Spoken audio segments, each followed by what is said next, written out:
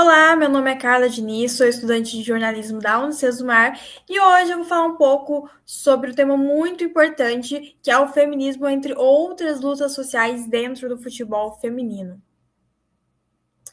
Bom, desde o século XIX, então, o futebol era uma prática exclusiva para homens, as mulheres enfrentavam muita exclusão e preconceito para conquistar espaço dentro desse esporte, não somente dentro do esporte, mas da sociedade de modo geral.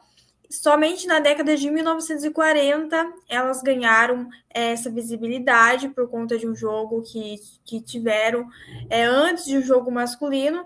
Só que essa visibilidade veio acompanhada de muitas polêmicas, né? E pessoas querendo justificar que as mulheres não poderiam praticar esse esporte, porque acabaria com a fragilidade da mulher, com a feminilidade da mulher, o ser feminina, que a mulher era um ser muito frágil, que não poderia jogar um esporte tão violento, entre outras justificativas absurdas.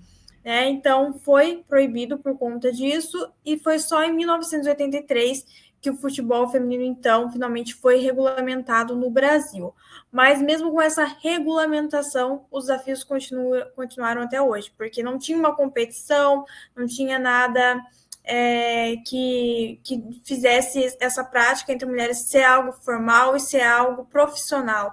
É tudo muito amador, os times que tinham.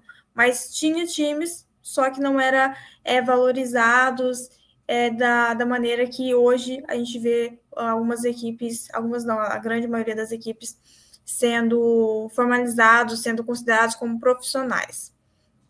Bom, então no cenário contemporâneo, com o crescimento dos movimentos sociais, principalmente do feminismo, as mulheres conquistaram ainda mais lugares que antes eram vetados, como né, eu já mencionei aqui.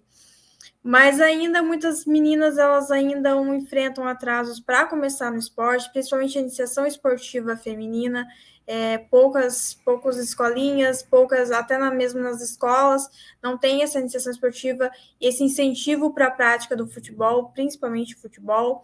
Então, além de lidarem com todos esses estereótipos, racismos e e fobia, tem muito mais a questão também estrutural, né? Que as meninas não têm tanta estrutura para nenhum clube, meninas e mulheres não têm tanta estrutura para um clube, para realmente se dedicar profissionalmente somente à prática do futebol, somente à profissão de ser jogador de futebol. Bom, apesar disso, né, como eu falei, o feminismo ele ajudou bastante as mulheres a conseguirem esses espaços, até mesmo segundo Moraes Bonfim, fala que a internet e as redes sociais também tiveram um papel fundamental, né, porque elas possibilitaram atos e campanhas contra o machismo, dando ainda mais visibilidade ao futebol feminino. Eu acho que também vale ressaltar que, apesar de tanto apoio e também essas campanhas contra o machismo, também tivemos muitos xingamentos em relação às jogadoras, em relação a jogos. Então, tem esse pós e tem esse contra também das redes sociais. Bom, então, o objetivo geral aqui desse trabalho é promover discussões sobre o futebol feminino e identificar as principais questões sociais que envolvem a modalidade. Já os objetivos específicos se dividem em compreender, né, a trajetória histórica do futebol feminino no Brasil, investigar também como o machismo se manifesta dentro da modalidade e a sua relação com a sociedade, avaliar o nível de apoio e investimento destinado às jogadoras e discutir como o racismo e os outros preconceitos contra a comunidade LGBTQIA+, impactam na vida das atletas.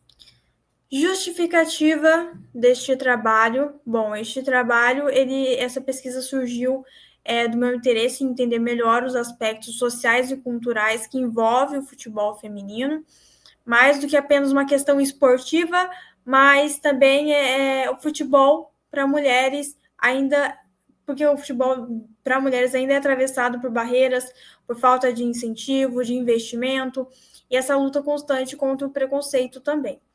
E também para refletir sobre essas desigualdades, que é importante para o desenvolvimento do esporte e para garantir condições mais justas para as atletas.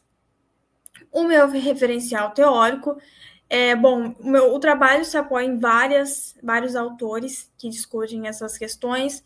Por exemplo, Franzini e Egoner falam sobre a proibição legal do futebol feminino nos anos até 1983, como eu já mencionei também, e como essa proibição ela estava baseada em discursos sobre a suposta fragilidade das mulheres.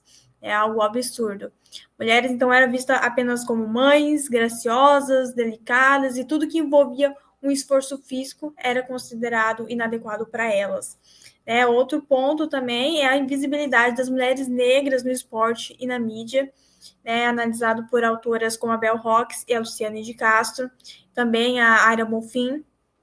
Então, além disso, também tem essa invisibilidade, o racismo também de jogadoras, principalmente quando a gente vai para uma Libertadores, para torneios assim continentais, e a gente vê que o restante da América do Sul, ela não tem essa preocupação em combater o racismo, né? É tudo muito naturalizado para eles. Então, a gente também teve alguns casos, e na pesquisa a gente realmente recolhe essas reportagens que falam sobre isso, para analisar melhor como é debatido esse tema nas mídias, dentro do futebol, dentro das instituições de futebol. Bom, além disso, também a Judith Butler, ela discute a influência da heteronormatividade no esporte, no caso do esporte, no futebol feminino.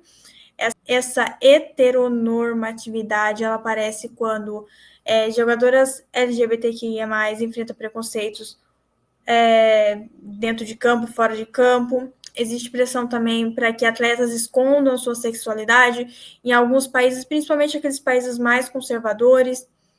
Falta políticas públicas que incluam e protejam todas as identidades de gênero e orientações sexuais, e esses debates também ajudam a entender, então, que existem barreiras no futebol e entender essas barreiras e que elas vão além do campo, né? Como eu falei, elas são fora do campo também, né? E são reflexos de questões sociais profundas.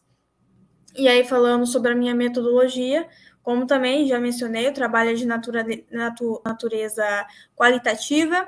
Foi feito um levantamento de fontes bibliográficas e de reportagens que abordam esses temas.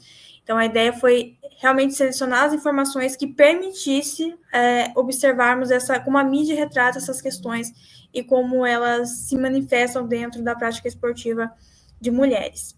Os resultados esperados, então, com tudo esse estudo, espero contribuir para a valorização, a visibilidade do futebol feminino, dando destaque para as barreiras que ainda existem, que a gente precisa prestar bastante atenção, como o preconceito de gênero, o racismo, a falta de investimento, de estrutura.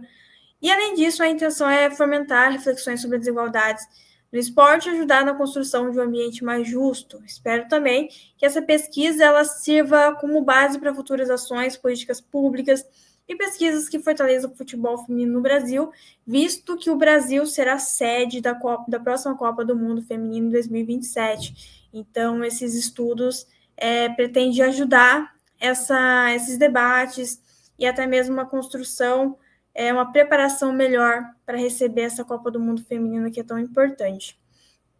Finalizo aqui com as minhas referências e meus agradecimentos. Então, gostaria de agradecer a atenção e reforçar a importância de continuarmos discutindo e valorizando o esporte feminino, respeitando todas as mulheres que lutam dentro e fora de campo para conquistar esse espaço que é tão precioso. Muito obrigada.